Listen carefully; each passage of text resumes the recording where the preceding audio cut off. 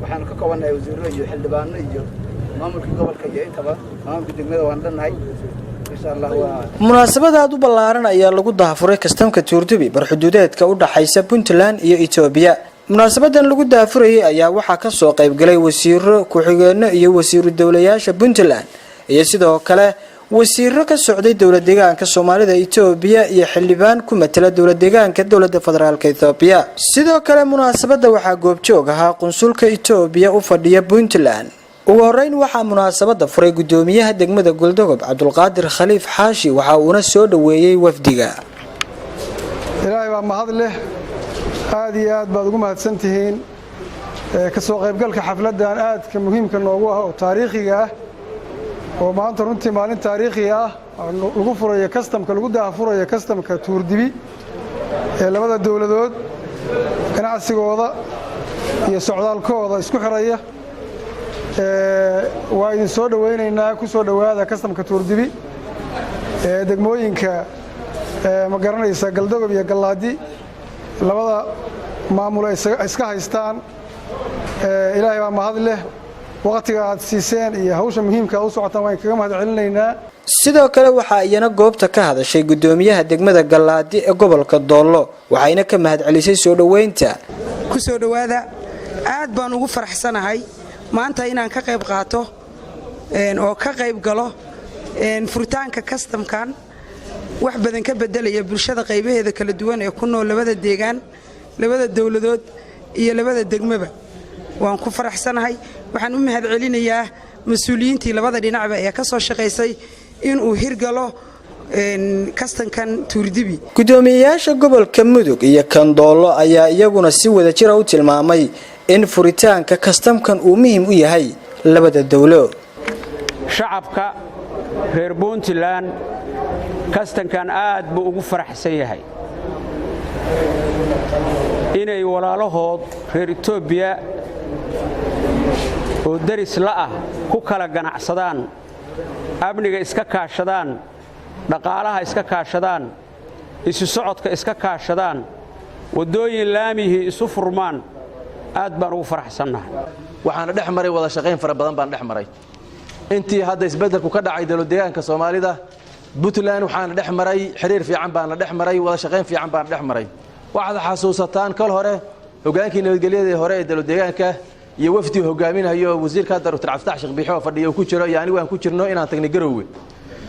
inaan nimaanay hadda ka hor Galdogob gudaheeda inaan gudaha u galnay anagoo nabadgelyo ka shaqeynayna la xasuustaa intaas oo dhan waxa uga mahad celinayaa dhammaan mas'uuliyiinta kala duwan ee Puntland gaar ahaan gudoomiyaha gobolka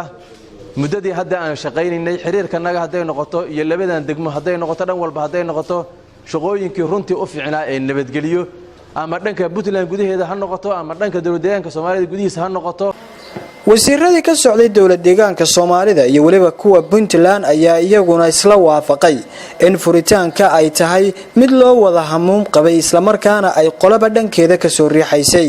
waxayna guul ku tilmaameen in maanta uu furmay. Soomaaliya waxay leedahay dekad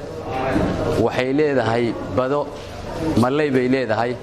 Itoobiyana khudaar iyo waxyaabo fara badan bay soo saartaa marka waxay fudeedinaysaa iyadoo la tixraacaya World Custom Organization shuruudiisa in ganacsiga labada shacab ee walaalaha isdhex galaan marka waxaan soo jeedinayaa in laga qayb qaato labada dhinacba sidii loo qayb qaadan lahaa wada shaqeynta kastamka soo dhaweynaya furitaanka kastamka Tuurdubi kaasoo muddo badan soo jiitabayay jiitankaasi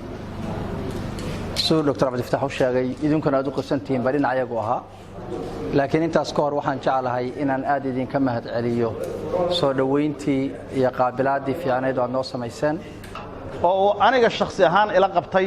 300 oo arday iyo ka badan ayuu ila fududeeyay in ay waxbarasho ka helaan dawladda Itoobiya iyo dawlad deegaanka Soomaalida labadaba uu ila fududeeyay marka waxaan leenahay thank you very much aad baad u mahadsantahay wasiirka wasiir Cabdullaahi Maxamed Jaamac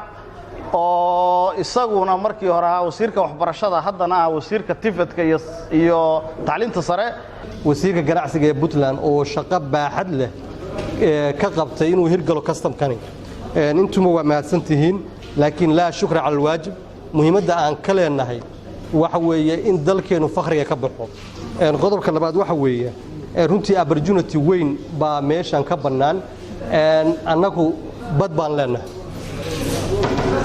dekeday leedahay kalluun baa ka soo baxa cusbooyin baa dhinacyadeeda ka soo baxa laba warshad cusbaa ku taalla waxaan annaga qaadanay dowladda Puntland siyaasadda koowaad oo aan qaadanay waxa weeye inaan ka shaqeyno horumarinta dhaqaalaha inaan kobcino marka macnaheedu waxa weeye inaan gaarno cid kasta oo ay suurtagal tahay oo aan la samayn karno isbahaysi iyo iskaashi dhaqaale waxaan la soconnaa adduunka marka horumar dhaqaale laga hadlayo waxa ugu muhiimsan waxa weeye xiriirka adduunka aad ku leedahay si aad u heshid maalgashi si aad u hesho in ganacsigaaga adigoo resourciga aad haysatid inay baxaan oo gaaraan meel kale adiga kuwaad u baahan tahay inay ku soo gaaraan muumin jaamac ciise alajmal Puntland TV galdogob